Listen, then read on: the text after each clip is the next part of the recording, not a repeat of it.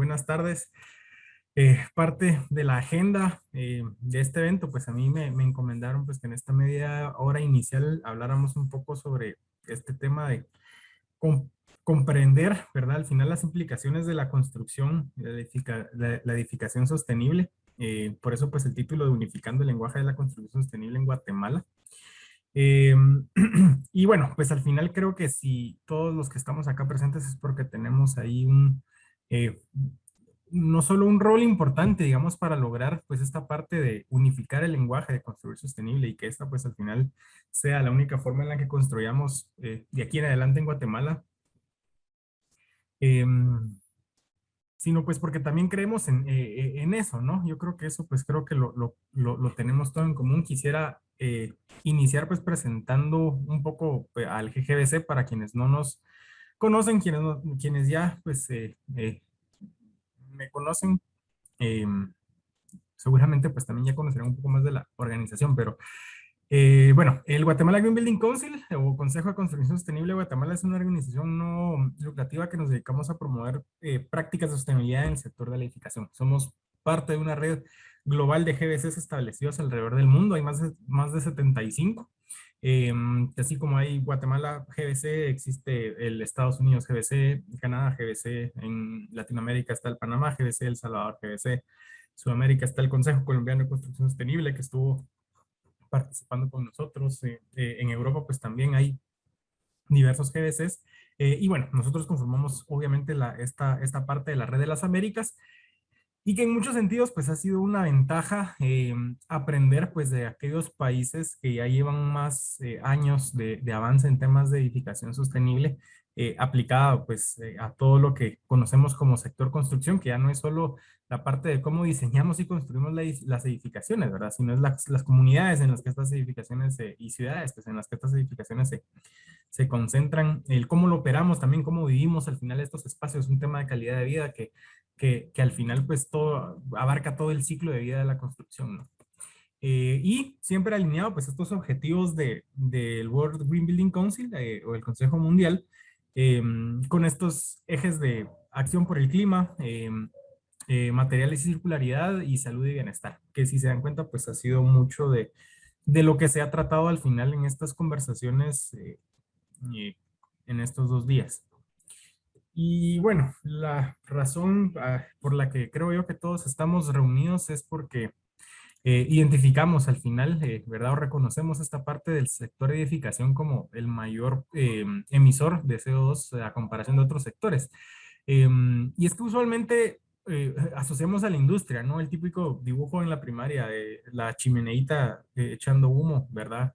Como impacto al medio ambiente y eso, pero muchas veces se nos olvida que al final todo espacio construido, es decir, todas las computadoras que ahorita seguramente están encendidas viendo la actividad, todas las luminarias que necesitan estar encendidas desde nuestra vivienda, nuestro trabajo, nuestros fines de ocio, o sea, todos son edificaciones, todos son espacios construidos que si lo sumamos o lo multiplicamos, mejor dicho, por todos los edificios de la ciudad, por todas las ciudades del mundo, entonces la edificación al final representa este alto impacto. De hecho, en una presentación ayer, cabal, creo que era la inicial, la de Genoveva mencionaba, que en realidad, pues, en la urbanización a comparación de la huella del planeta Tierra es muy baja y nosotros somos los más, eh, representan emisiones de CO2, ¿no? Pero viéndolo de una forma positiva, al final somos el que mayor potencial tiene de reducir drásticamente estas emisiones, ¿no?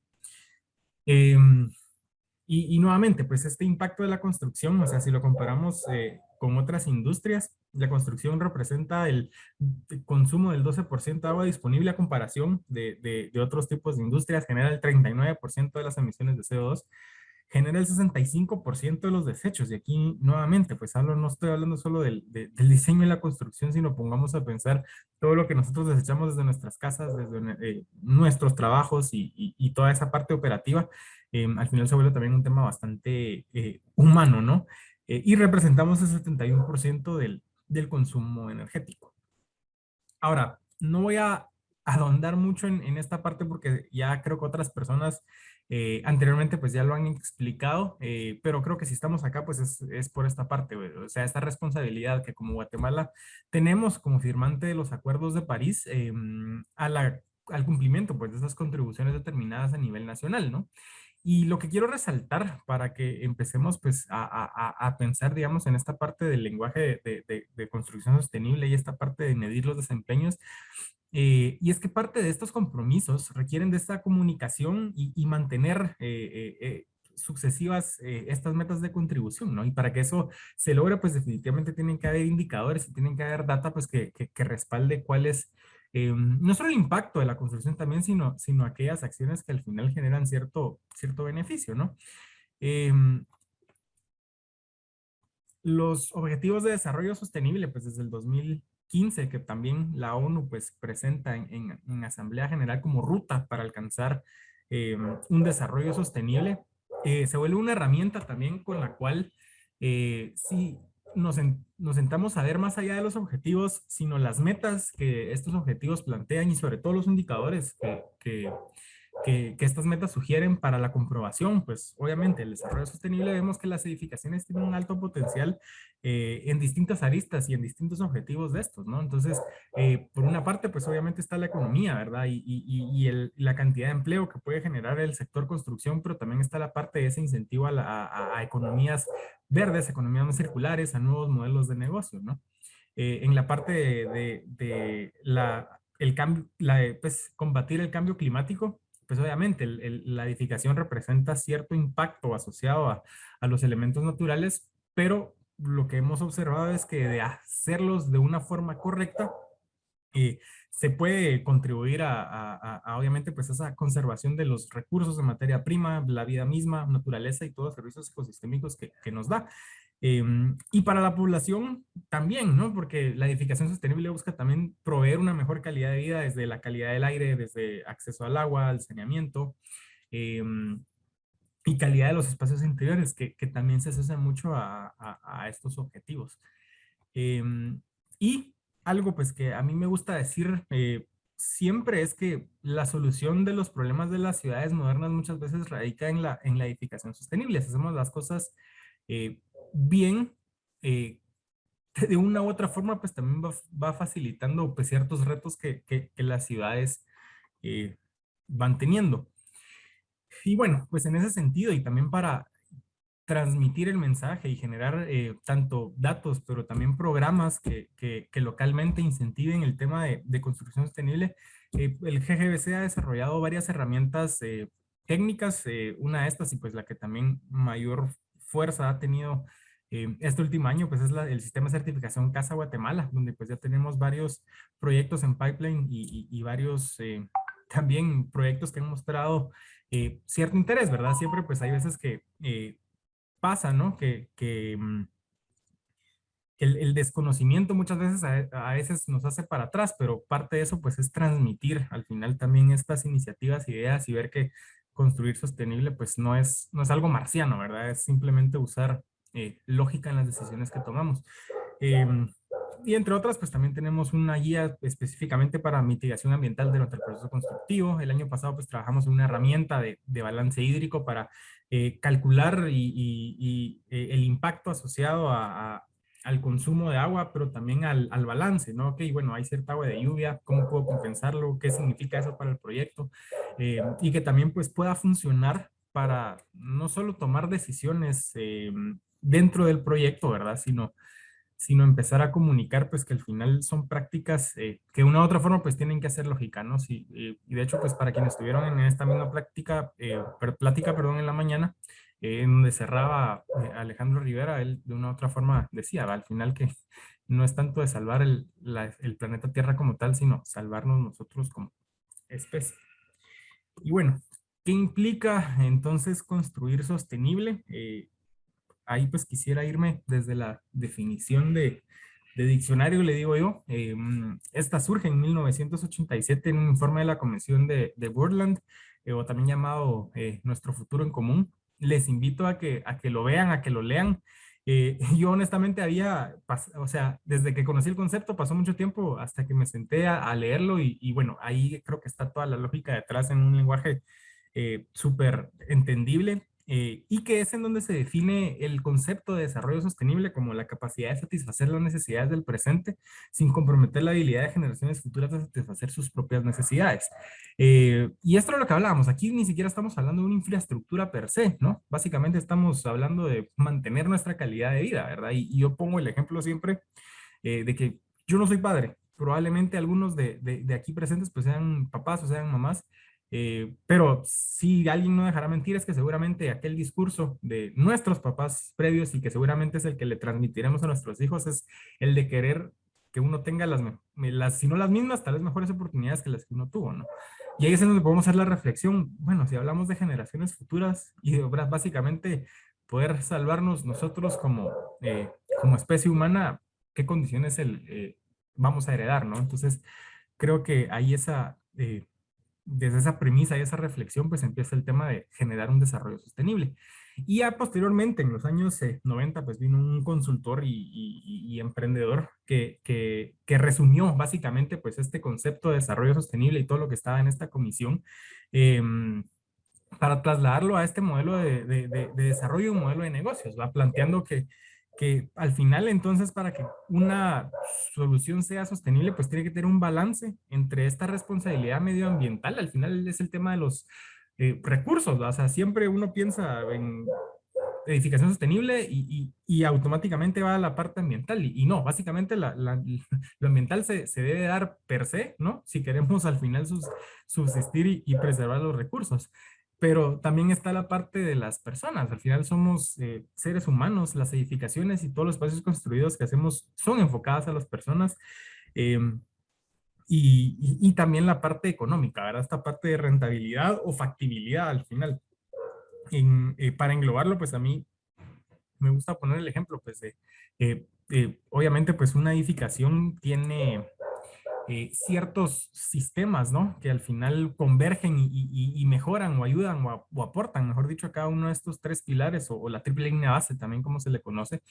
Y, y el ejemplo tal vez más claro es un edificio puede ser lo más eficiente energéticamente, puede generar toda su energía, ser neto positivo incluso, pero si la calidad de aire es mala, si sus ocupantes se enferman, si esa misma mala calidad del ambiente interior empieza a desocupar el edificio, se pierde totalmente no solo el factor humano, sino la rentabilidad que este proyecto pudo tener. O sea, todo costo operativo que se ahorraba al generar energía, ser súper eficiente, se va en otros gastos, ¿verdad? Ya sea en seguros o temas pues pagos asociados a enfermedades de colaboradores, por ejemplo, o obviamente en hacer renovaciones a los sistemas de ventilación o muchos factores que se pueden dar. Entonces, al final, y ese pues creo yo que es el mensaje es todos, digamos, estos aspectos, ¿verdad? Que conforman o potencian una edificación sostenible que desde el sitio, disminuir la contaminación, la conservación del agua, la eficiencia energética, todos estos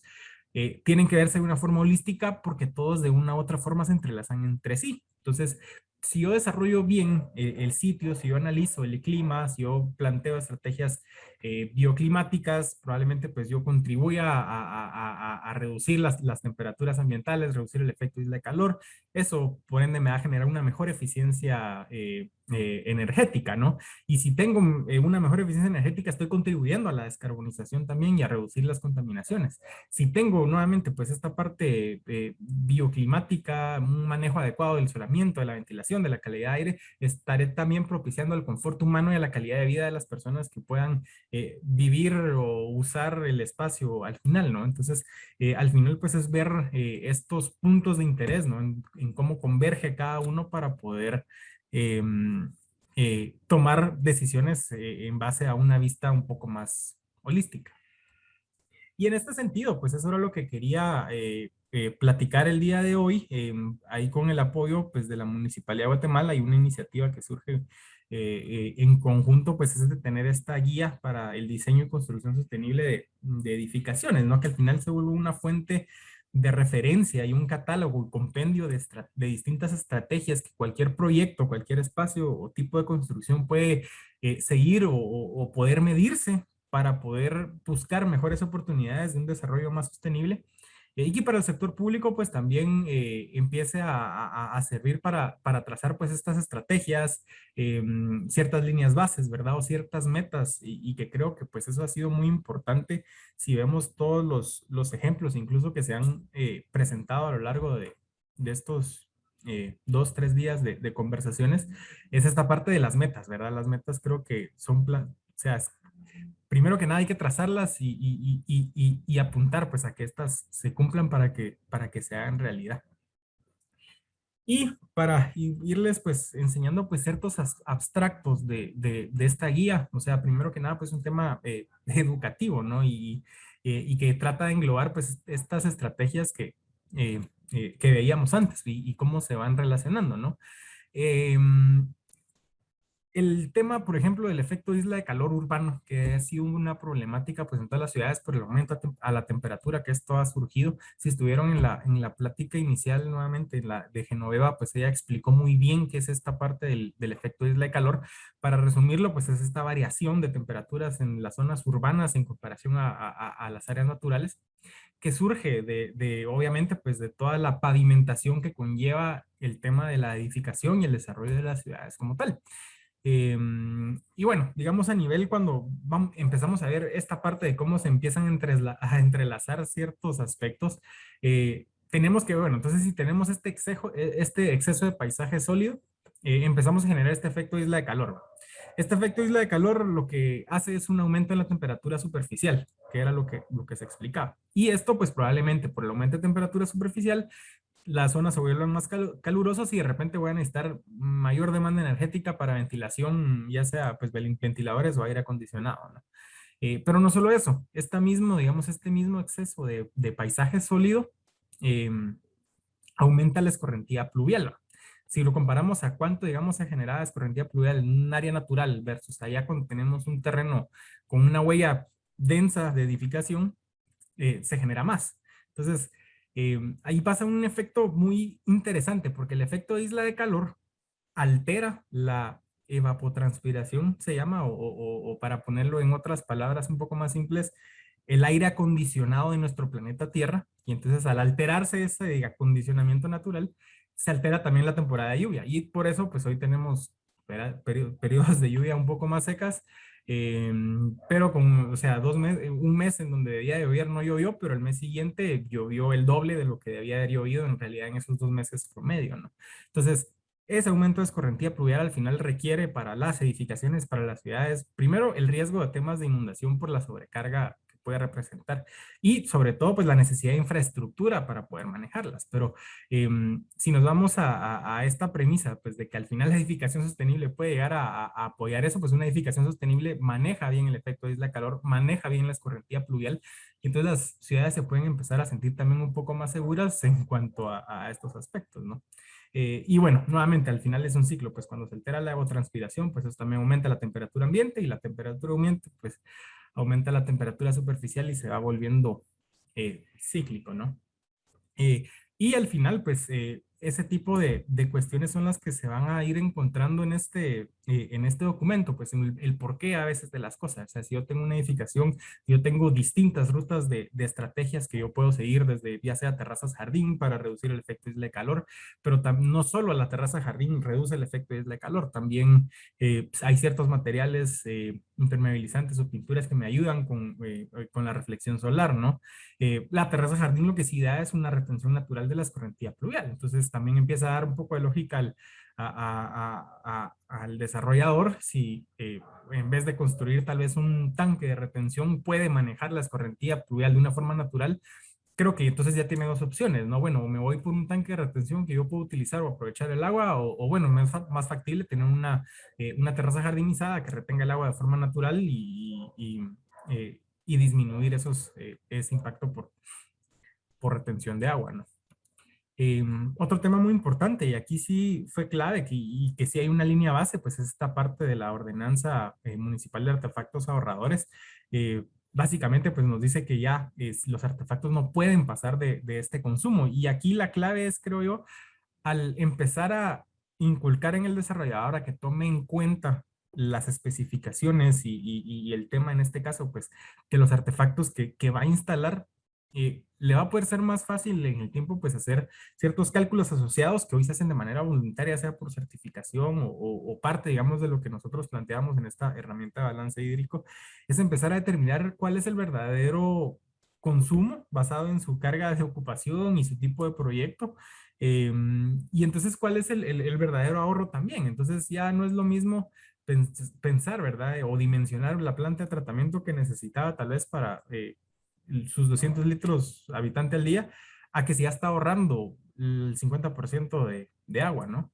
Y si a eso pues se le empiezan a sumar algunos métodos alternativos, que no hay no hay, digamos, una receta, ¿verdad? Que eso creo que es lo bonito de la sostenibilidad, es encontrar puntos de aprovechamiento, porque no hay una receta exacta.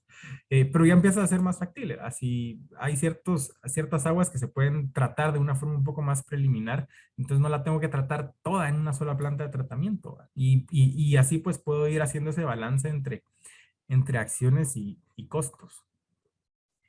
Em, el tema energético, pues creo que ha sido también un reto en cuanto a a la edificación. Primero, nosotros lo que decimos, pues es que hay que conocer en qué se usa la energía en los distintos tipos de edificaciones. Muy interesante que en realidad el sector, si lo vemos, el Plan Nacional de Energía, por ejemplo, tiene estos datos de lo por subsector, cómo se dividen estos consumos de energía.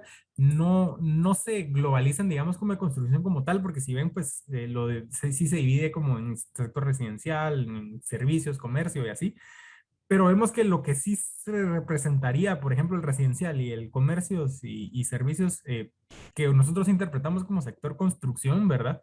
Representan un alto consumo energético, ¿no? Entonces la eficiencia, pues siempre decimos es lo primero, previo a cualquier estrategia de reutilización o generación de energía.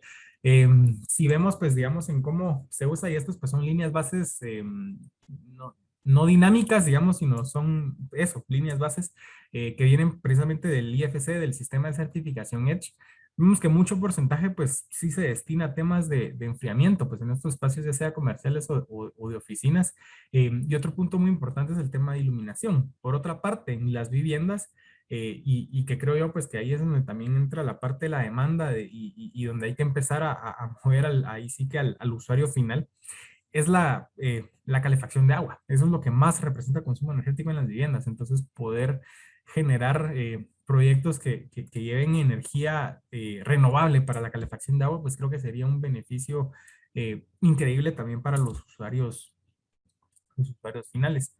Y bueno, para esto y parte también de lo que tiene la guía y es cierta ventaja es que mucho ya está estandarizado y a veces que solo hay que ponerlo, digamos, en conjunto y tenerlo al ojo público. Y en este caso del tema de energía, pues está la Asociación de Ingenieros de Calefacción, Refrigeración y Aires Acondicionados de Estados Unidos, que ellos generan este estándar de eficiencia energética llamada el ASHRAE, precisamente por sus siglas en inglés, y que es el que utilizan muchos estándares y muchos sistemas de certificación, dentro de esos incluido Casa Guatemala, para parametrizar cabal estas acciones de eficiencia, porque aquí mismo se establece, bueno, cuáles deberían de ser las propiedades del envolvente, o sea, las propiedades térmicas de los muros y de las ventanas para evitar ganancias térmicas directas, ¿no? Y que entonces pueda tener yo menos necesidad o nula necesidad de sistemas de ventilación. Por ejemplo, también está el tema de iluminación.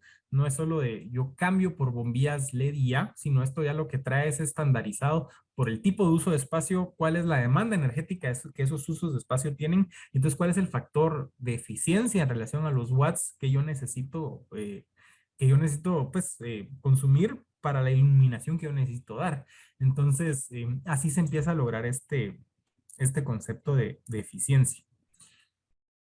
Y el otro, pues obviamente es esta parte que sí depende más del desarrollador y del usuario final. Al final, todos como consumidores que somos de algún producto, ya sea por fines industriales, comerciales o propios, ¿no? Pues esta parte de los criterios de compra. ¿Qué precio?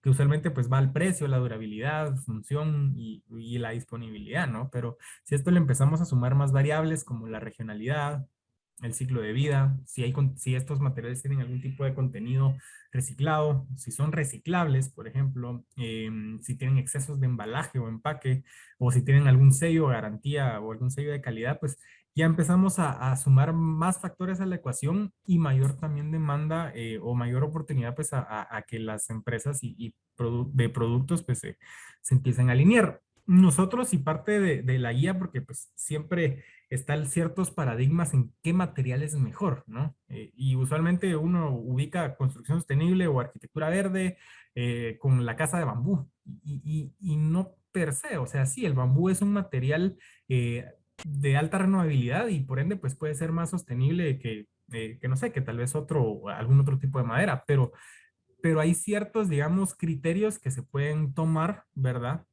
Que pueden tener el mismo o un mejor beneficio incluso que este. Entonces, no se limita al final a solo un criterio. Entonces, nosotros lo dividimos como esta parte de la salud humana, ¿verdad? Aquellos productos o materiales que no tienen ningún compuesto peligroso, ya sea para el ocupante final, ¿verdad? En su operación, pero o también incluso dentro de la misma producción o fabricación de estos materiales, ¿verdad?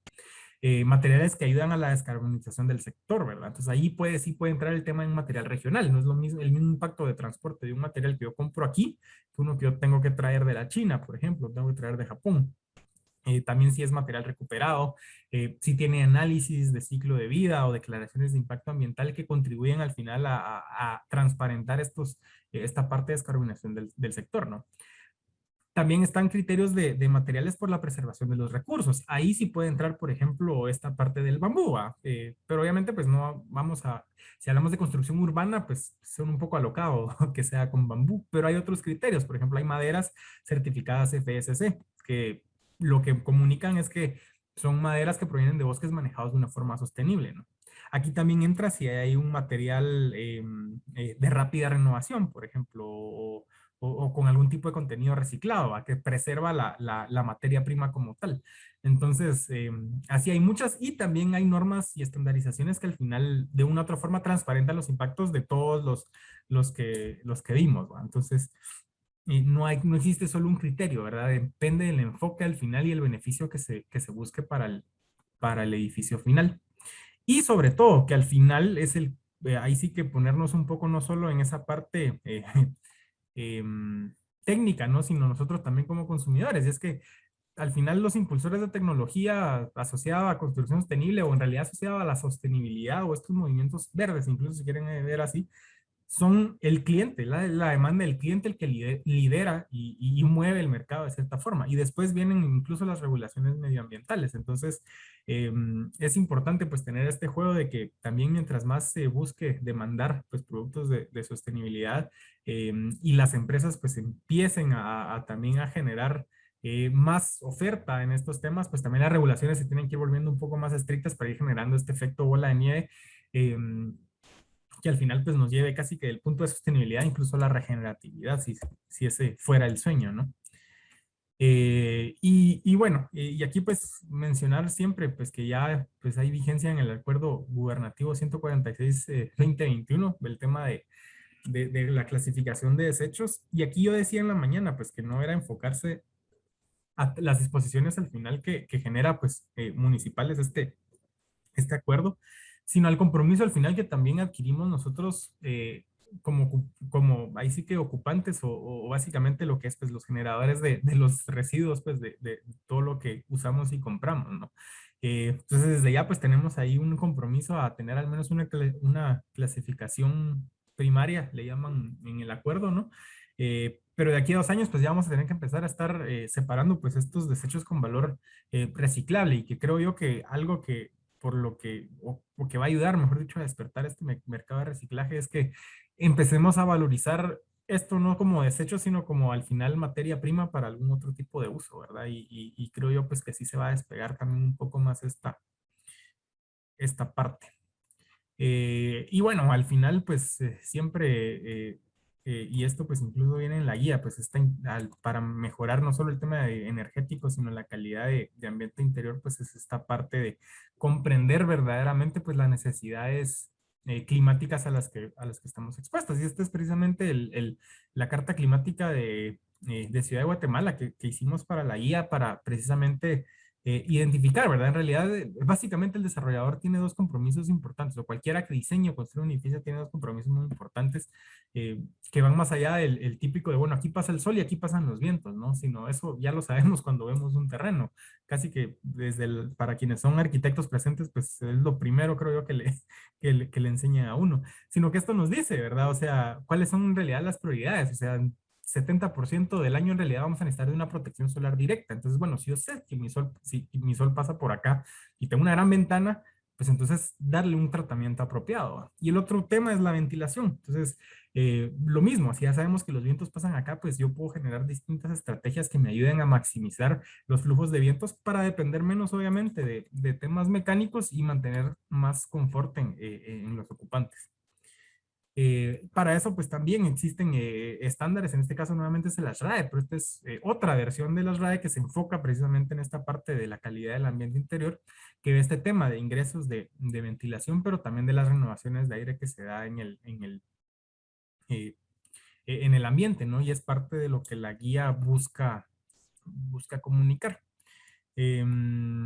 Y pues para que vayan viendo pues cómo se está estructurando, cómo está manejando, ahorita estamos cabal en este proceso con los diseñadores gráficos por el tema de la diagramación, al final pues se compone de esto, pues del objetivo al final de lo que es cada estrategia pues busca lograr al implementarse, de ciertas metas que al final pueden ser ya sea cualitativas o cuantitativas, dependiendo del tipo de estrategia que sea en el documento, pero que ayuda a estandarizar y parametrizar, perdón, para el desarrollador, ok, bueno, si con esta fórmula que me están pidiendo acá, yo ingreso mis datos, ¿cómo se comportaría cuando cumpla pues, ciertas estrategias, ¿verdad?